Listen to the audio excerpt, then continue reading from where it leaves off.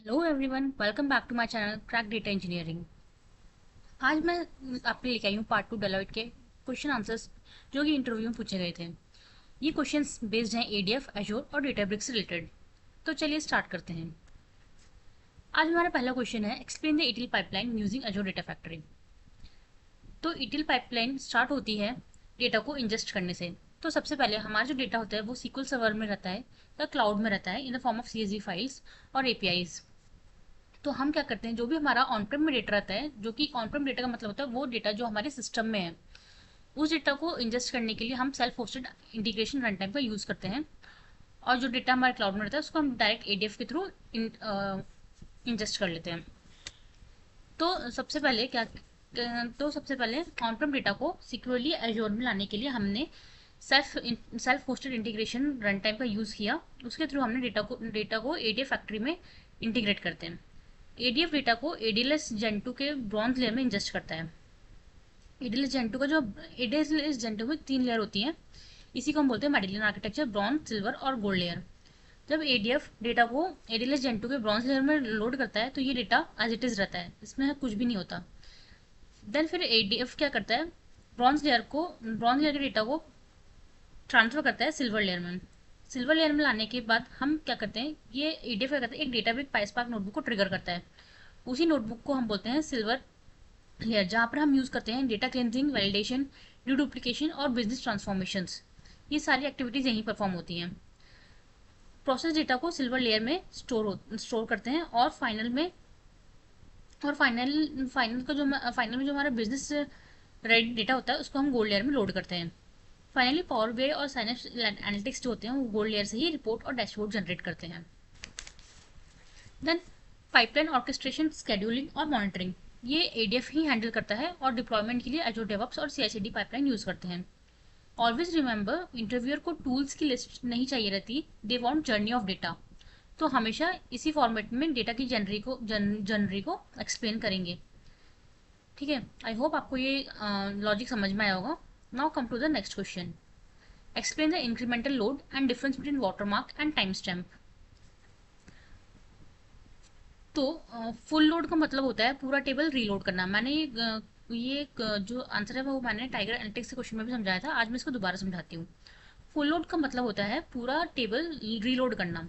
अगर हमारे पास 100 मिलियन रोज हैं और डेली 10,000 न्यू रोज अपडेट हो रही हैं, तो क्या हम डेली उन पूरी की पूरी पहले की पुरानी 100 मिलियन रोज और अभी की जो न्यू अपडेटेड रोज हैं सबको दोबारा रीलोड करेंगे? तो नहीं। यही कहानी आती है हमारी इंक्रीमेंटल लोड की। इंक्रीमेंटल लोड में सिर्फ न्यू डेटा को अपडेट करते हैं, रीलोड करते हैं, और इसीलिए हम वाटरमार्क टेबल का यूज़ करते हैं। वाटरमार्क टेबल जो होता है वो उसमें हमारा मेटा डेटा रहता है, वो एक मेटा डेटा टेबल होती है। इसके अंदर लास्ट सक्सेसफुल रन का टाइम स्टैम्प होता है। ठीक है, कि जो हमारा लास्ट सक्सेसफुल रन था उसका कब वो रन हुई थी उसी को हम बोलते हैं टाइम स्टैम्प।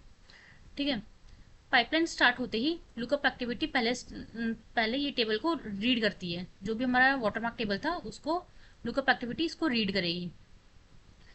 जो रीड करेगी उसमें क्या देखेगी वो, कि लास्ट टाइम कब डेटा लोड हुआ था, और वो वैल्यू और उसकी जो वैल्यू होगी वो उसको उठा लेगी। देन उसके कॉपी एक्टिविटी में वो वैल्यू पैरामीटर की तरह पास होती है। जो भी हमारा टाइम स्टैम्प था वो टाइम स्टैम्प की वैल्यू यहाँ पर पास होगी कॉपी एक्टिविटी में, एंड क्वेरी रन होती है where updated is greater than the last watermark. तो इससे क्या होगा, सिर्फ न्यू रिकॉर्ड ही अपडेट होगा, लोड होगा। देन उसके बाद कॉपी एक्टिविटी के बाद अगर पाइपलाइन फेल हो गई बीच में तो वो लोड होगा एडीएलएस में। अगर उसके बाद सपोज पाइपलाइन हमारी फेल हो गई बीच में, ठीक है, तो क्या होगा कि जो ये स्टोर प्रोसीजर है अपडेट करने का, वाटरमार्क अपडेट, जो करंट अपडेट टाइम स्टैम्प, अभी पुराना टाइम स्टैम्प ये था हमारा, अब हमने तो डेटा रिलोड कर दिया, मतलब न्यू डेटा अपडेट कर दिया, अब हमको टाइम स्टैम्प, लेकिन पाइपलाइन फेल हो गई। तो ये जो वाटरमार्क का जो करंट डेट से हम इसको रिप्लेस करेंगे ना, update watermark is equal to current timestamp, तो ये स्टेप को नहीं करेंगे हम। अगर पाइपलाइन फेल होती है, मैं तब का सिनेरियो बता रही हूँ, तो हम ये भी वाला स्टेप स्किप करके हम क्या करेंगे कि नेक्स्ट जो हमारा नेक्स्ट रन होगा वो वहीं से दोबारा स्टार्ट होगा जहाँ से हमने लास्ट टाइम स्टैम्प दिया था। तो यही होता है हमारा इंक्रीमेंटल लोड। तो हमेशा याद रखिए, इंक्रीमेंटल लोड के लिए हमें एक वाटरमार्क टेबल क्रिएट करना पड़ता है। वाटरमार्क टेबल में मेटा डेटा रहता है। मेटा डेटा मतलब कि हमारा मेटा डेटा का मतलब ही टाइम स्टैम्प होता है कि लास्ट हमने कब अपडेट किया था डेटा। देन उसका लुकअप एक्टिविटी उस मेटा डेटा को लेती है, मतलब वाटरमार्क वैल्यू को लेती है। देन कॉपी एक्टिविटी में उसको कंपेयर करती है। कंपेयर करने के बाद उसको एडीएलएस में लोड करेंगे, और उसके बाद अगर लोड हो जाता है डेटा, सही है डेटा, हमारी पाइपलाइन सक्सेसफुली रन होती है, तो लास्ट वाटरमार्क को हम रिप्लेस कर देंगे करेंट टाइम स्टैम्प से। यही हमारा प्रोसेस होता है। और जो हमारा ये अगर पाइपलाइन फेल होती है उसी को हम बोलते हैं आइडेम्पोटेंसी। ठीक है, तो ये चीज़ आपको हमेशा याद रखनी है कि इंक्रीमेंटल लोड क्या होता है। Now come to the next question, what is the difference between cache and persistent Spark. So क्या होता है कि कैश और परसिस्टेंट का हम यूज़ तभी करते हैं जब हमें रिकम्पुटेशन को हमारे पास जो डेटा फ्रेम है उसको हमको बार बार हमें यूज़ कर रहे हैं, हम एक ही डेटा फ्रेम को बार बार यूज़ कर रहे हैं, तो स्पार्क के करके बार बार उसको कैलकुलेट करेगा। कैलकुलेट करने में उसका टाइम वेस्ट होगा, मेमोरी वेस्ट होगी। तो इन सब चीज़ों को अवॉइड करने के लिए हम कैश और परसिस्ट का यूज़ करते हैं। इसीलिए to avoiding recomputation we use cache and persist, always remember. Then एक बात फ्रेशर्स को हमेशा ये लगती है कि कैश और परसिस्ट तो सेम ही काम करता है, ये दोनों सेम चीज़ है। लेकिन नहीं, टेक्निकली ऑलमोस्ट सेम है, लेकिन ये जो ऑलमोस्ट वर्ड है ना वही इंटरव्यू में काम आता है। क्यों? क्योंकि जो हमारा कैश होता है वो एक शॉर्टकट तरीका है, और परसिस्ट जो होता है वो फुल कंट्रोल में रहता है, वो हमें फुल कंट्रोल देता है। तो कैश हम तब यूज़ करते हैं जब हमारा डेटा फ्रेम बार बार यूज़ होता है, तो कैश क्या करता है उस डेटा फ्रेम को ऑटोमेटिकली मेमोरी में स्टोर कर देता है। और तो कैश क्या करता है ऑटोमेटिकली उस डेटा को मेमोरी में स्टोर कर देता है, और उसको बार बार कैलकुलेट ना करके डायरेक्ट मेमोरी से लेके और उसको परफॉर्म करता है। तो इससे क्या होती है, हमारी परफॉर्मेंस इंप्रूव होती है। अब कैश के बाद सिर्फ एक ही ऑप्शन होता है कि वो मेमोरी में ही स्टोरेज कर सकता है। ठीक है, तो अगर हमारे पास कम मेमोरी का डेटा फ्रेम है तो हम कैश का यूज़ कर सकते हैं। लेकिन अगर हमारा डेटा फ्रेम बहुत लार्ज है तो हम कैशे का यूज़ नहीं कर सकते, फिर हम यूज़ करेंगे परसिस्ट का। तो परसिस्ट क्या करता है, परसिस्ट में हमारे पास ऑप्शंस रहते हैं कि हम इसको मेमोरी ओनली में यूज़ कर सकते हैं, डिस्क ओनली में यूज़ कर सकते हैं, या फिर दोनों का कंबाइन। हम इसको कस्टमाइज कर सकते हैं according to our data frame size. तो अगर प्रोडक्शन में अगर हमारी मेमोरी टाइट है तो हम मेमोरी एंड डिस्क का यूज़ करते हैं, जिसमें कि डेटा को सीरियलाइज फॉर्म में स्टोर होती है और लेस मेमोरी यूज़ होती है।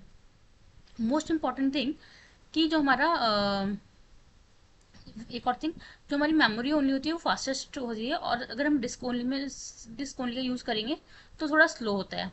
और अगर सिर्फ मेमोरी में डेटा को लोड करेंगे तो वो थोड़ा फास्ट होता है। देन उसके बाद जो हमारा कैश होता है, ये थोड़ा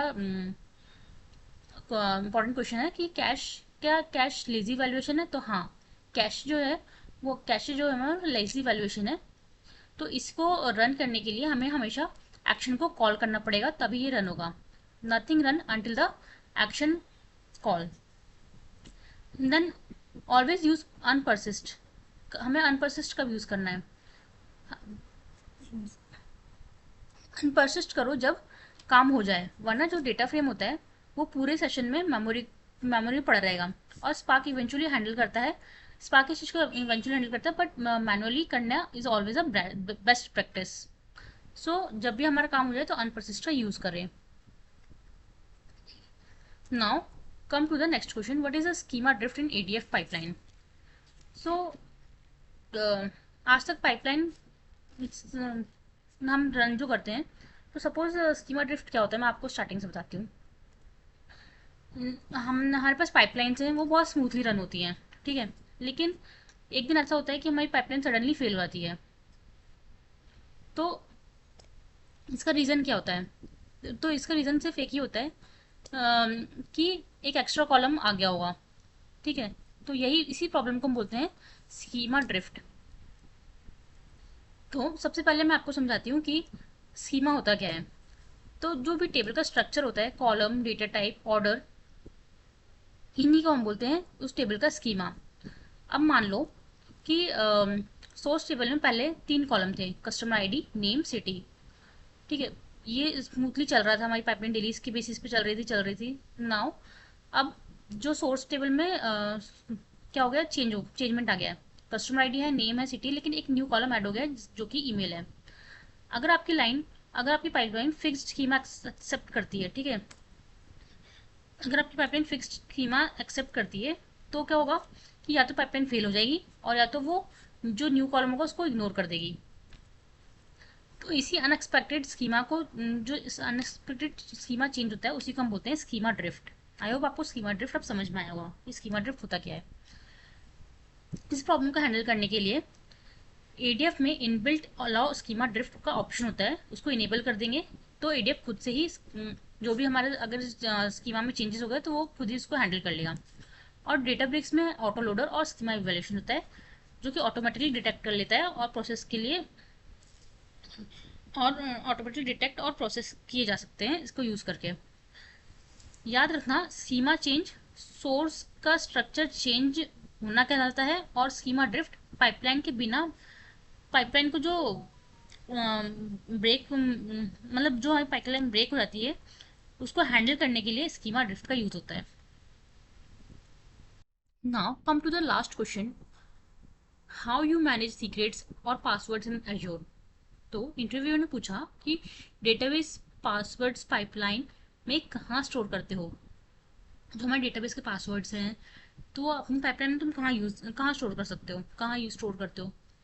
तो इसके लिए अगर आपने बोल दिया कि मैं तो डायरेक्टली हार्ड कोड कर देता हूँ अपने पासवर्ड्स को एडीएफ में, तो नो, ये सबसे गलत आंसर है। हम कभी भी हार्ड कोडिंग नहीं करते हैं।